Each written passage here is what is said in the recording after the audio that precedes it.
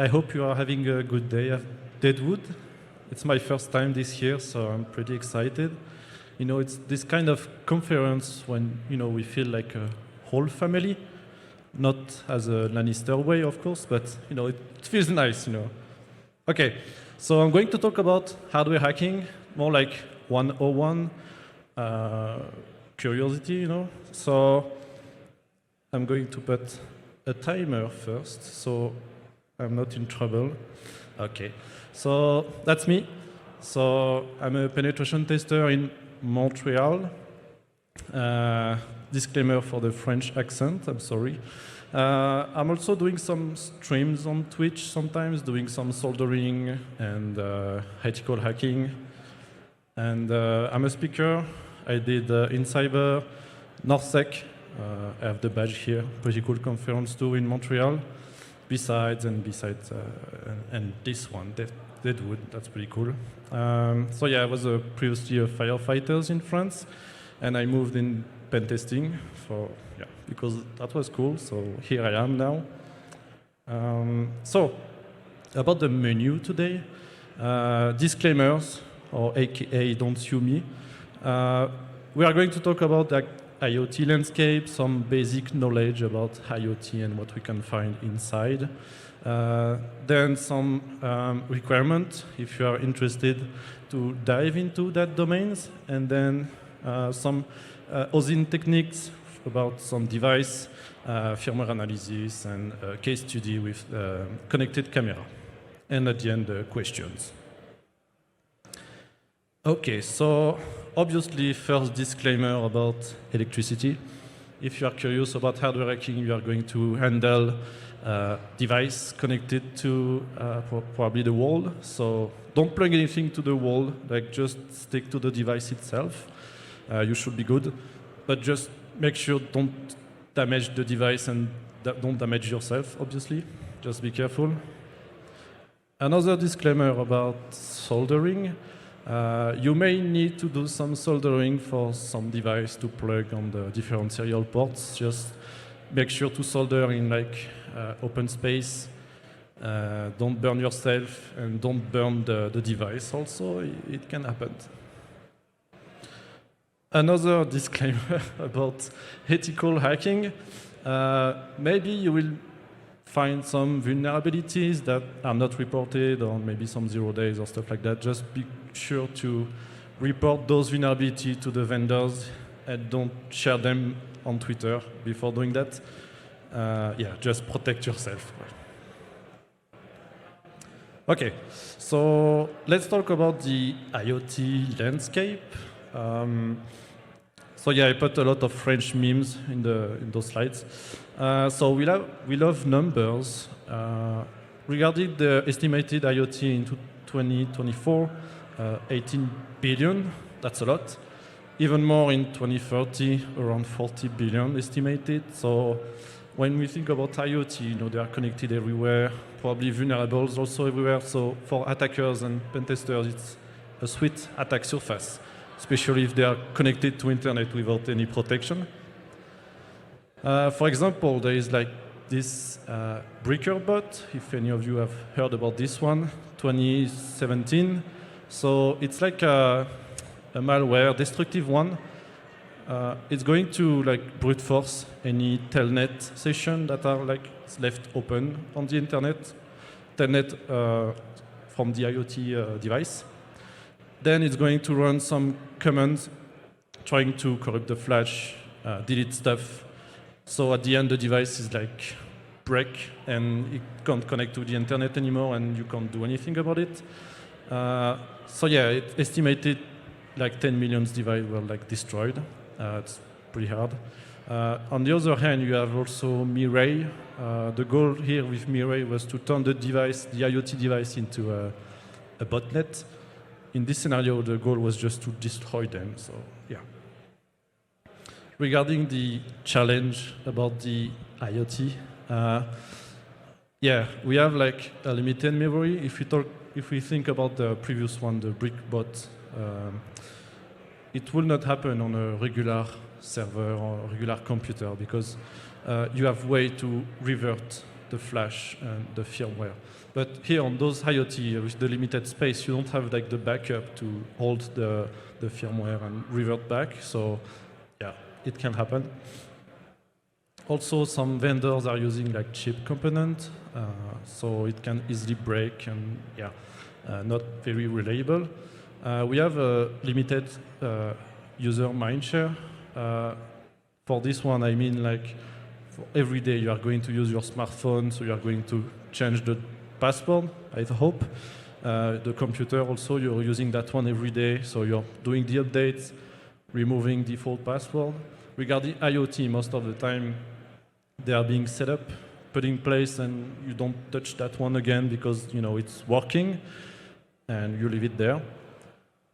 Limited threat intelligence regarding antivirus, EDR, or just checking what's happening on that device. Most of them don't have the memory or the capacity to hold such tools, so it's very hard to monitor them. And yeah, the physical access. It's just a question of time before like someone gain access to physically to a device and try to break it and extract secrets or credentials that are stored in this device. So yeah, pretty much game over. So yeah, I'm going to dive into the IoT knowledge. So some of the stuff that are really important about those devices, like for your example, serial interface, they are mainly used during development process or during the prototype of the device. Most of the time they are left without any protection, and you can just easily connect to those and try to get a root shell, for example. So on this example, I have like a UART on the left and a JTAG on the right. So I'm going to talk just quickly about JTAG, which is also like a serial interface joint test action group using during the testing circuit boards and during the programming. Those are the important pins like TDI, data in, data out, test mode, and the clock. So like I'll show you before, it's the one that is on the left with all of the pins there. But on this presentation, I'm going to mainly focus on the UART part. So the UART, also serial interface, it has 4 pins.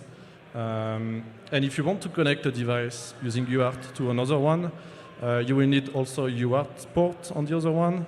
And you connect the TX, which means transmit data. So it's like the output to the RX of the other device. So this one is going to receive the data and so on.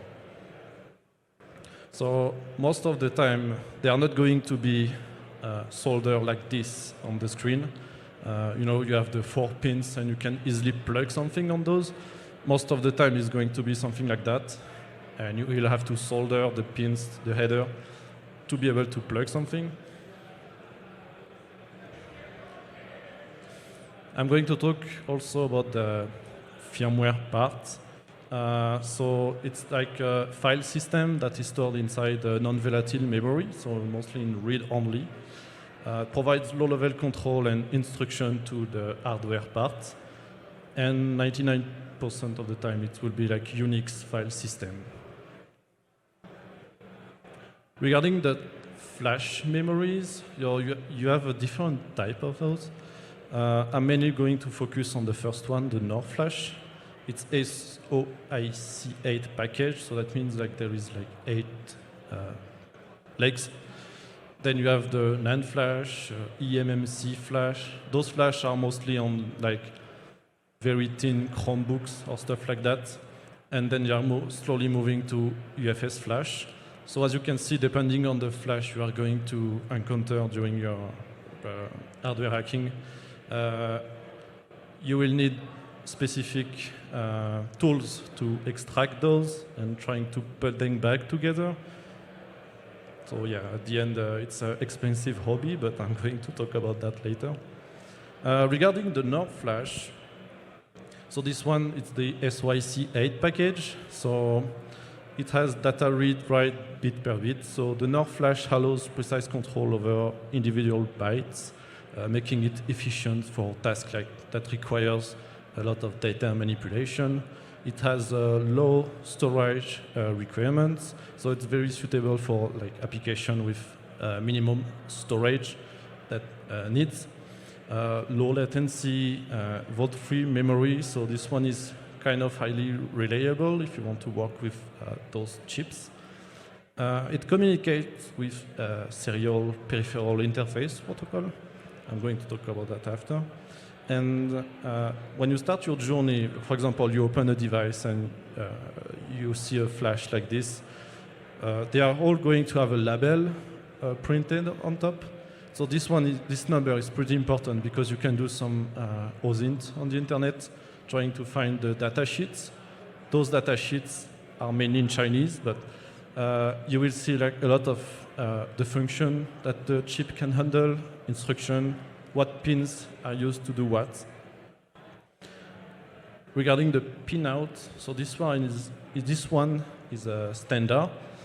Not all of them are like this, but that's why it's important to look at the data sheets. So if you look at a chip, you will see on a corner like a round thingy. So that indicates the first pin.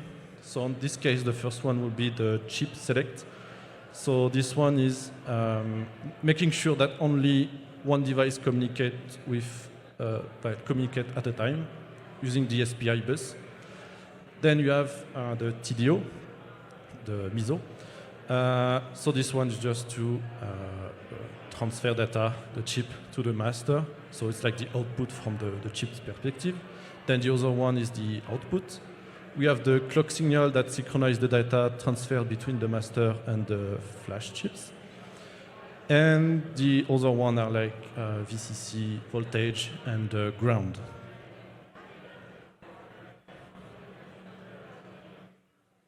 Regarding the SPI protocol, so it's going to talk to the CPU, so the flash is going to hold the firmware. The master so provides the clock signal, and so it can communicate with the flash. And so, like I said, the firmware is stored inside the flash, so the one on the top.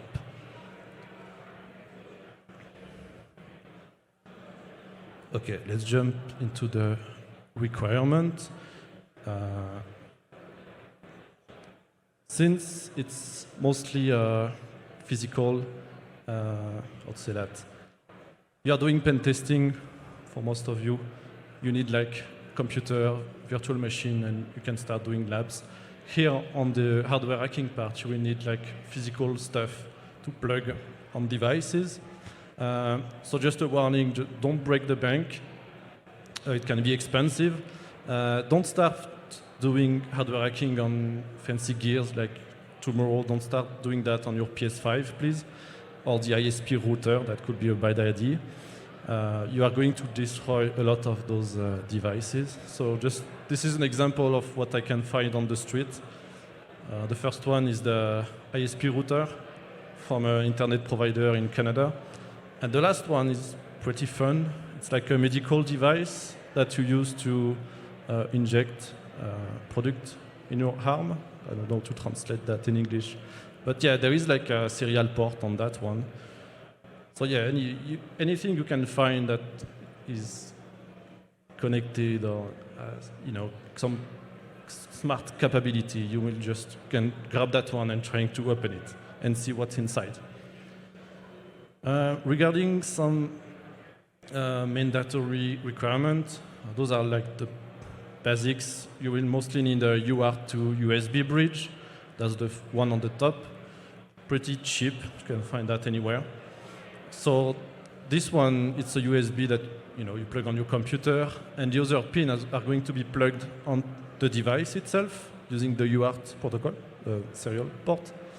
You can do that also with a Raspberry Pi. Bus Pirate, I'm not going to recommend that one. It's kind of outdated because the Bus Pirate can do a lot of things beside the UART part. But if you purchase that only for UART, it's not worth it. And then you have also the Flipper Zero that has UART application that you can use as a bridge to read the UART part on the device. Or here, I'm mainly going to use the Flipper 0 because it's kind of expensive, so I need to use it somehow and make it worth it. Regarding the SPI, this one is pretty used. It's the CH3 programmer. This one has like a clip that you can plug into the chip itself. So this one is a clip for the SOIC8 package, so that the NOR flash we saw previously. Like I said, you can use the Bus Pirate and the Flipper 0, but yeah, they are not very outdated on that part. Those are like optional, but you may need those. Soldering iron, the ports are not going to be soldered all of the time, so you may need to solder stuff inside to be able to read what's going on the device.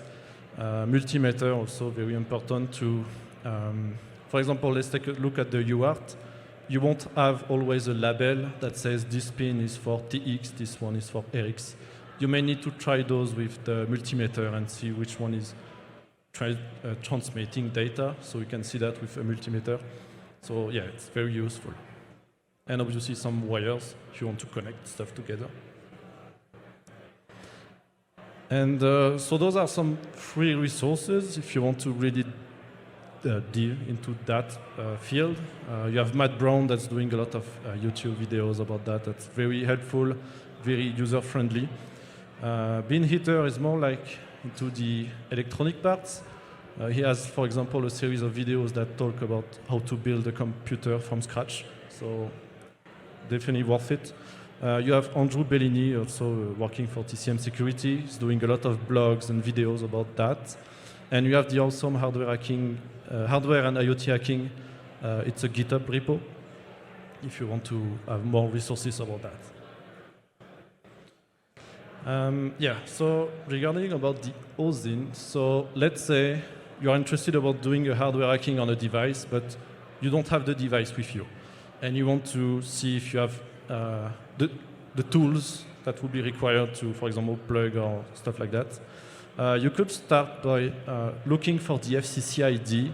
So it's like a unique ID on every Wi-Fi, Bluetooth device that you can look up and search, for example, into fccid.io. And you will see a lot of internal pictures of the device, like the chip, the documentation. So it could be a good starting journey, just to look at the picture to see, okay, maybe here there is a UART port, so I know that I have the USB to UART, so I'm good. Or maybe I don't have it, so I know that, okay, I need that device if I want to plug into the serial. Yeah, you could also look for example, this one is more about vulnerability research. You could look for customer reviews. If you see that some customers are talking about a bug, if you plug, for example, I don't know, a USB device and the device crash, maybe it's something that you could look into if you want to find some vulnerabilities. Also the firmware part, some router, Wi-Fi router or anything like that, they require you to download the firmware from their website and then upload it on the router. You could just download the firmware, so you just have that piece of information with you and trying to extract that one and see any secrets that are stored inside. The last one is a bit hardcore. If you really want to do some OSINT on the dev team that are building, I don't know, IoT device, you can just look for the team, look for their skills and see what they are doing and what language they are going to use maybe on the device. This one, yeah, a bit hardcore. Okay, let's jump into the firmware analysis part. So why are we doing that? First of all, will be for vulnerability research, if you want to find some zero-day or any vulnerabilities. But it can be also for privacy. Let's say you are a company and you want to purchase a specific device.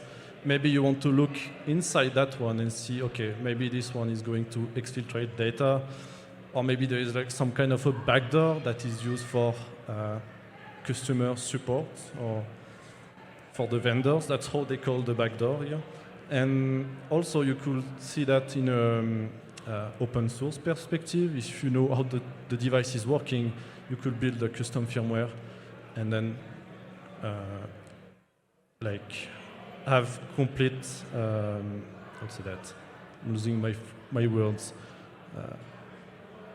Yeah, like you have a firmware that is totally open source, so you know exactly what's going to happen on that device, and you don't have any surprise. You may see some protection, mostly firmware encryption. Most of the time it's going to be obfuscation techniques that's going to slow you down doing your research, because the vendors are kind of ashamed of what you could find inside, maybe.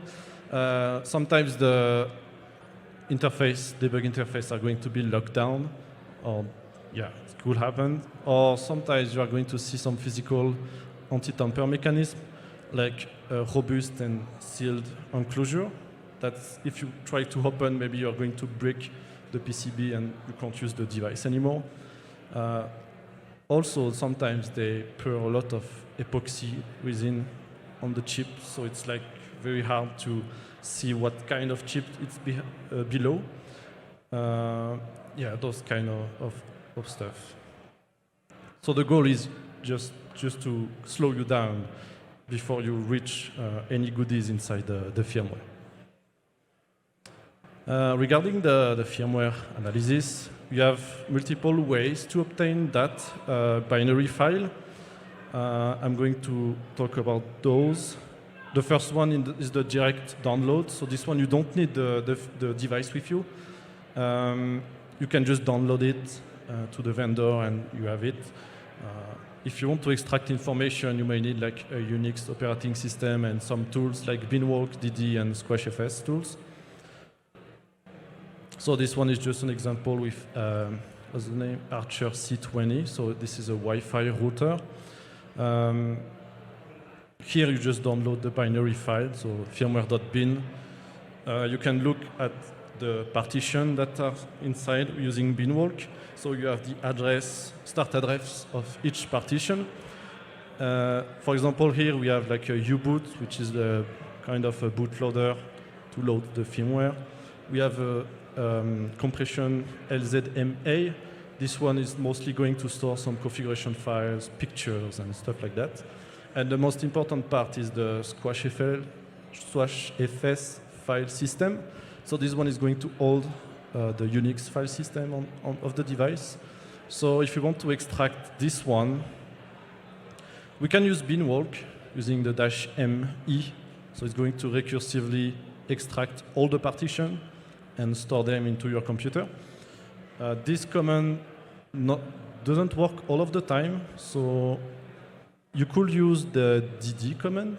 Since we have the start address, we can just keep everything before and told him just to extract that part into, for example, system.sqsf/, sorry.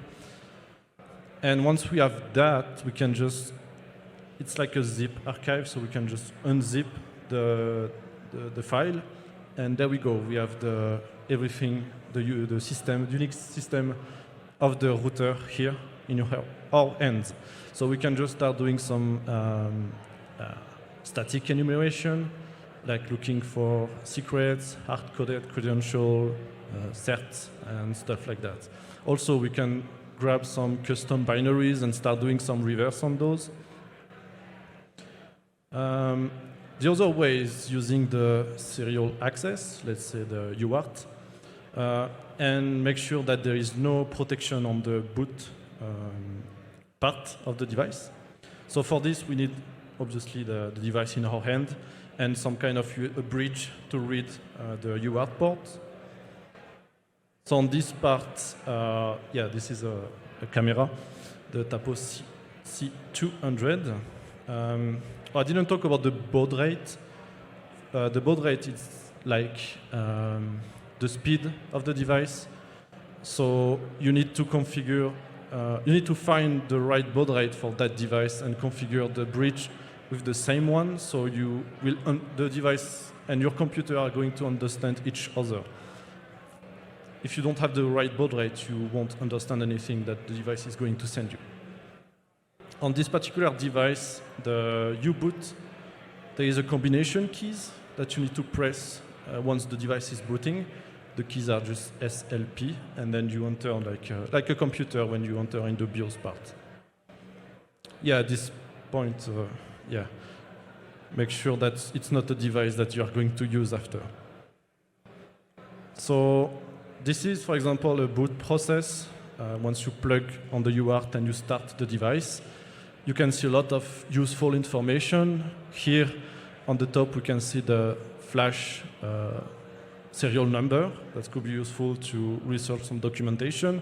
And on the bottom, we can see the firmware address. Like we saw, for example, on the bin walk, the start address and the end address. Here it's the same. We have the start and the end address of the firmware itself. Since the boot is not protected, we can just have a shell into the U-boot part using the key combination. And at this point, it's just to look at a default command that could be useful to extract information. In that case, there is a tool named MD for memory display. So this tool is going to display the hexadecimal of a memory address that you are going to give him. Since we know the firmware start address, we can tell him, okay, start to show me all the data that are stored at this address. And once we do that, we have all of the firmware that's going to be displayed on the screen. So it's going to take a while, depending on the size, because it's like showing you in real time the content of the firmware. Make sure to output that in a proper file and do some parsing. The last part is just to dump directly on the flash itself. So you will need CH3 programmer or anything like that. You need the device in your hand, and you need the common flash ROM. Regarding the CH3 programmer, there is like two features. The first one is to I2C EPROM, and the last one is SPI. That's the one we are going to use to extract the chip. So here, it's also TP-Link. It's just a regular router. We can see that there is a flash, the SOIC8, and then we just plug the test clip on top of it. We make sure that the clip is on the right size, because there is like each pin needs to be like 1, 2, 3, and 8. So make sure that it's plugged into the right way. And at this point, the CH3 programmer is going to power the device and try to ask to the chip to like read the content of the chip. So the device is going to be powered on. Just be careful about that. So here it's with flash ROM. We are going to tell the tool, okay, I'm going to use the CH3 programmer, so it's the -P.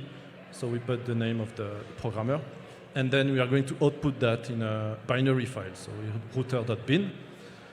Then using flash ROM is going to try to identify the chip.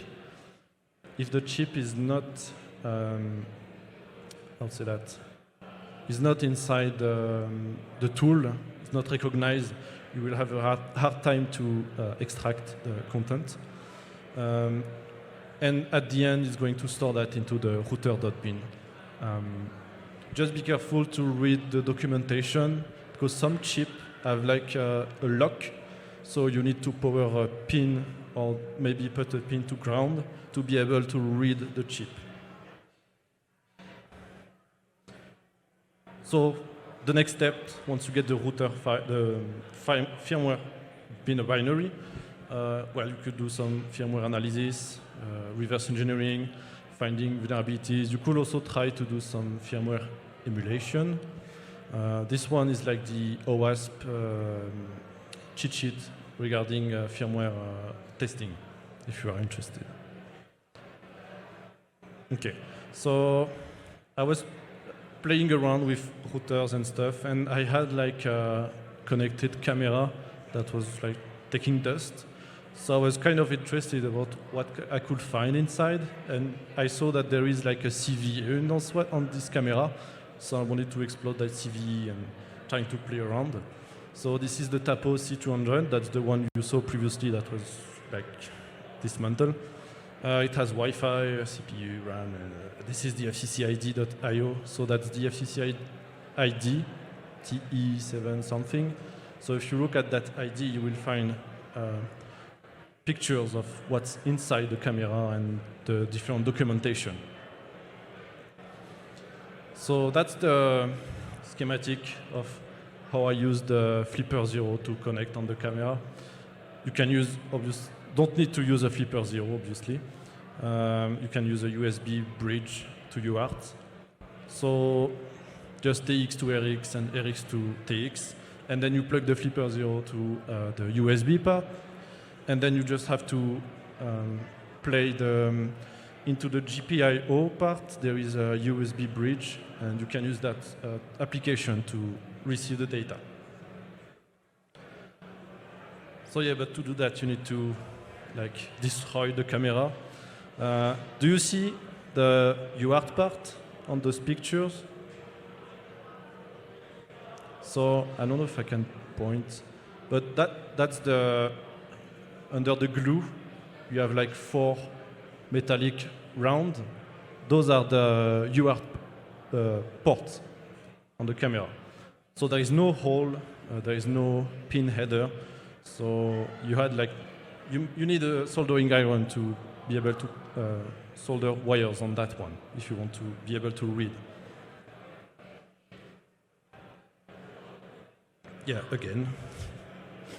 So yeah, don't look at the soldering master chief here. Yeah, don't look at that. That was my first time using a soldering iron. So yeah, what's cool with the US Flipper 0 is that you can change the baud rate live, and you will see the data that you receive and the data that you can send to the device.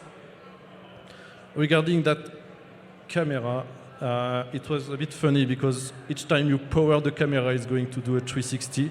So first time I did that, it just destroyed all my soldering progress. So I had to do it again. So yeah, talking about the baud rate. So this is the right baud rate to talk to that specific camera. So on the first screen on the top, you can see some gibberish, not really printable characters. So that's going to happen if you don't have the right baud rate to talk to the camera. And once you change the baud rate, so I did that live using the Flipper 0, you can see actual readable data that's going to be shown on the screen.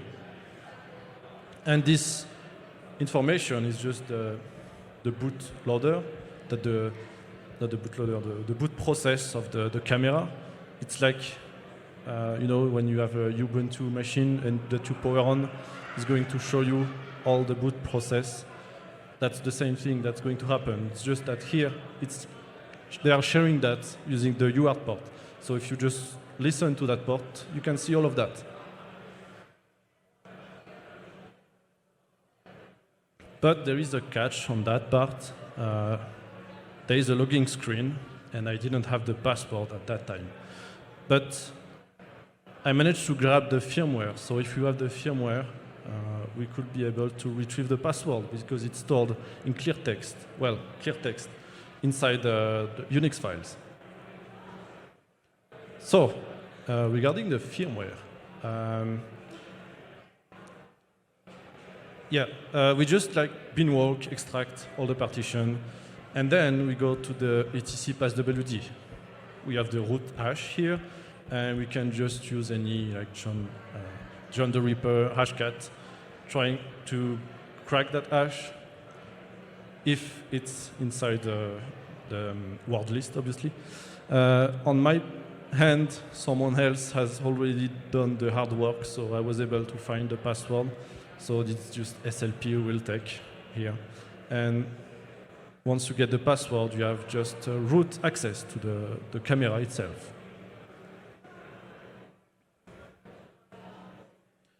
This one is pretty cool because there is like a read and write. It's not all of the time that you can see that on an IoT like this. It's pretty cool because you can store your custom binaries inside. This one has a SD card slot, so you could just put all of your tools and scripts for manual dynamic enumeration and then read all of the scripts directly.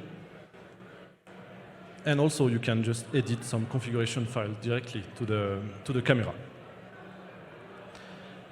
So yeah, if you want to check at the resources here, he did like a good reverse engineering on the part that's encrypted.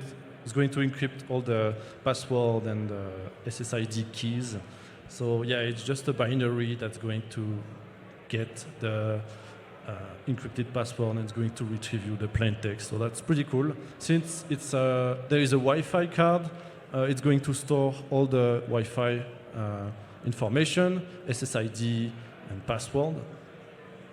And on the left, it's like the user account, so username and password. Regarding the exploit, that's the CVE. So it's just RCE. If you want more details about this one, that's the POC I wanted to try. But before that, there is like a downgrade. Since it's like a connected camera using Android application, you know, you have like a button to upgrade the firmware, but you don't have any button to downgrade it because they don't want you to do that. If you are interested about this one, it's just that you need to plug SD card, FAT32 format, but the firmware with a specific name, I don't remember exactly. And then once you boot the camera, it's going to downgrade the firmware to the right one. So I had to go back in the one version so I could be able to exploit that firmware. Regarding the exploit, this one was pretty straightforward. There is like multiple modes. I use the RTSP, so the video stream protocol. You just told him like the address of the camera and then the address of your Kali Linux, and then it's going to create a new user for you and open a new live stream. And once you open that live stream with, for example, VLC, you can just see what the camera is actually seeing. So that's pretty cool. So that's the resources. If you're interested about that specific camera, go ahead if you want to take a picture.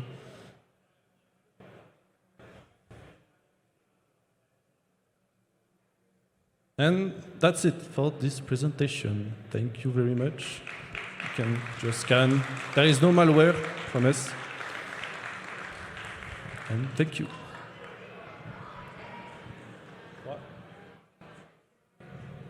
Yeah? Questions? Nope.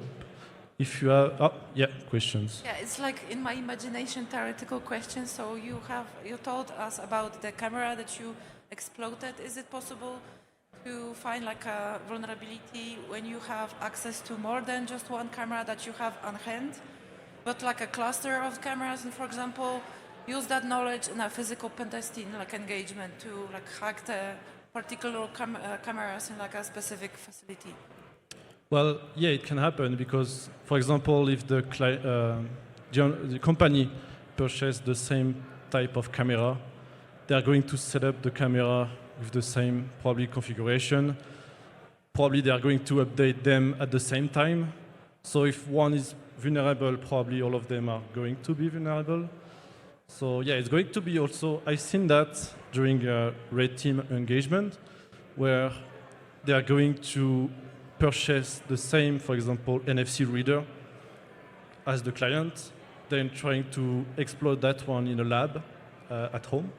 And once they manage to find, I don't know, vulnerability or something, they're going to try that onto the client, the real one from the client, yeah. Yep. No more questions. If you have questions that you don't want to talk live, I will be just here, you know. Thank I you. have one more question. Oh, yeah. Where are the slides going to be if anyone wants those references? I'm going to share them in November, around mid-November, something like that. So I'm going to do a post about those, so just share them on LinkedIn around November. Yeah. Awesome. Can we get another round of applause for Adrien? You did a great job. Thank you.